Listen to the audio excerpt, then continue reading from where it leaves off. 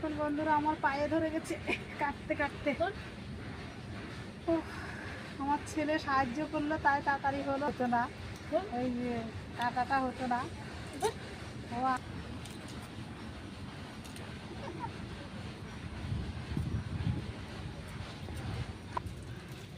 দূরটা একটু লাড়ি না, এই তো কম ভিডিও পুরো দেখা যায়, লাগবে না। যা দাও, আমি বসতে পারছি না। এই আমার এই যে মাছগুলো কাটা হয়ে গেছে, এবার ধুয়ে নেওয়ার পালা। দেখুন বন্ধুরা আমার পুরো মাছটা কাটা হয়ে গেছে। দিয়ে দিলাম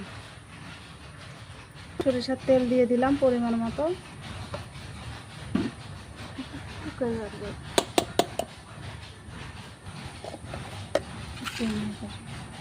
এখানে দিয়ে দিলাম পরিমাণ মতো লবণ। এখানে দিয়ে দিলাম আদা রসুন পেঁয়াজ বাটা, ধনে বাটা জিরে বাটা সব এখানে দিয়ে দিলাম। এখানে দিলাম পরিমাণ মতো হলুদের গুঁড়ো। এখানে দিয়ে দিলাম পরিমাণ মতো লঙ্কার গুঁড়ো। এবার আমি মেখে নেব। পেঁয়াজ কুচি মেখে নেব।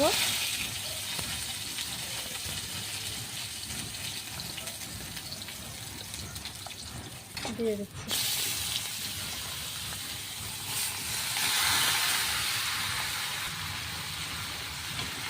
ভালো করে একটু নেড়ে চেড়ে নেব।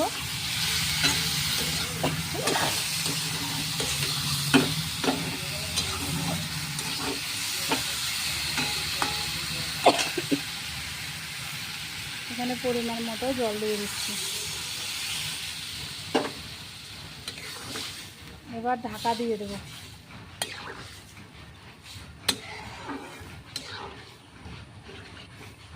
দশ মিনিট ঢাকা দিয়ে রাখবো, আমার তরকারিটা রেসিপিটা রেডি হয়ে যাবে। আর একটু জল লাগবে, দিয়ে দিলাম। এখানে ঢাকাটা দিয়ে দিলাম।